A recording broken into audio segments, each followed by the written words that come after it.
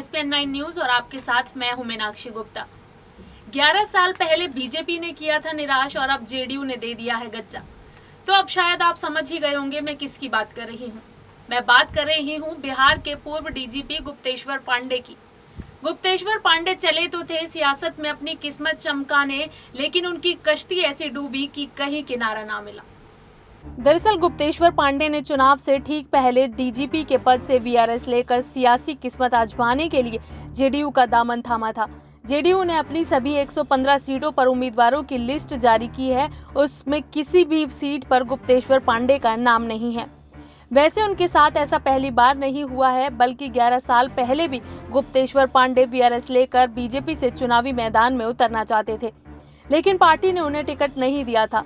BJP के बाद अब जेडीयू ने भी उन्हें गच्चा दे दिया है। 1987 बैच के आईपीएस ऑफिसर पांडे जी को जनवरी 2019 को बिहार का डीजीपी बनाया गया था।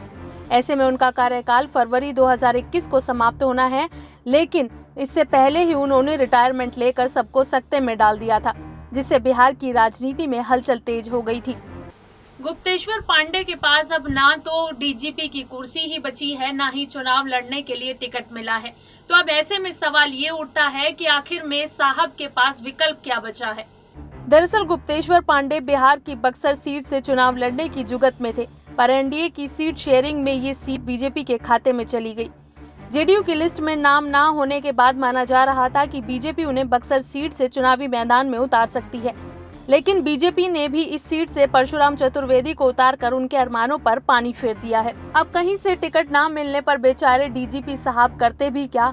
टिकट ना मिलने के बाद गुप्तेश्वर पांडे ने साफ कर दिया है कि वो इस बार बिहार विधानसभा चुनाव नहीं लड़ रहे हैं।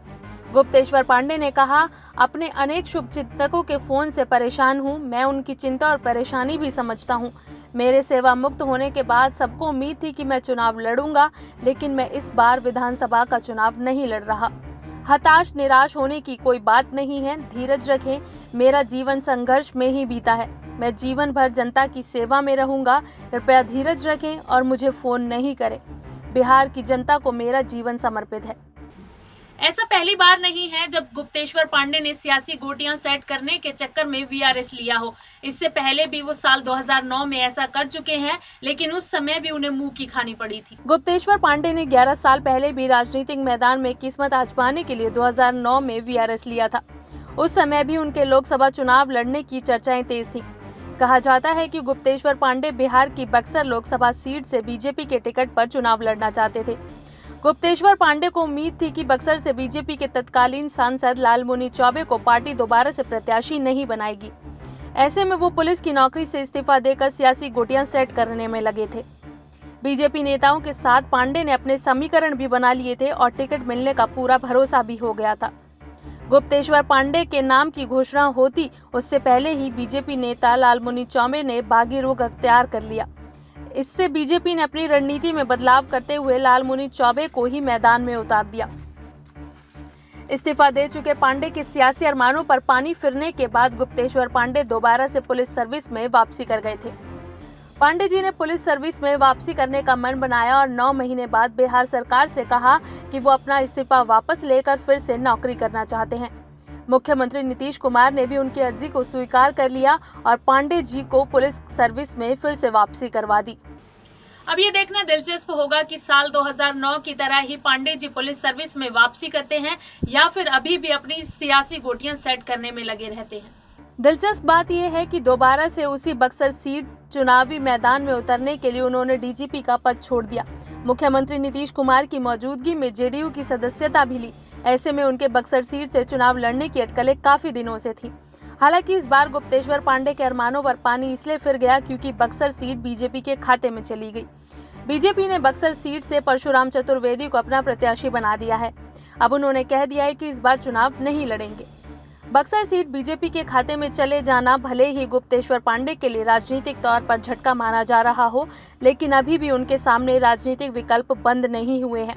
बिहार में राज्यपाल कोटे के 12 विधान परिषद सदस्यों का मनोनयन होना है। चुनाव के बाद जेडीयू की सत्ता में वापसी होती है तो नीतीश कुमार के हाथ में होगा कि वो किसे उच्च सदन भेजते हैं। ऐसे में गुप्तेश्वर पांडे अब एमएलसी बनाने का दांव भी चल सकते हैं। वैसे यहाँ बता दें कि एक तथ्य ये भी है कि गुप्तेश्वर पांडे अकेले ऐसे पूर्व डीजीपी नहीं हैं जिन्हें राजनीति रास नहीं आई। इससे पहले भी बिहार के कई पूर्व पुलिस महानिदेशक राजनीति में असफल रह चुके हैं।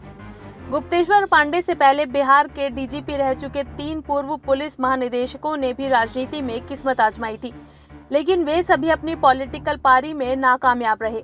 सबसे पहले साल 2004 में पूर्व डीजीपी डीपी ओझा बेगूसराय से सीपीआईएमएल के टिकट पर लोकसभा का चुनाव लड़ा पर हार गए।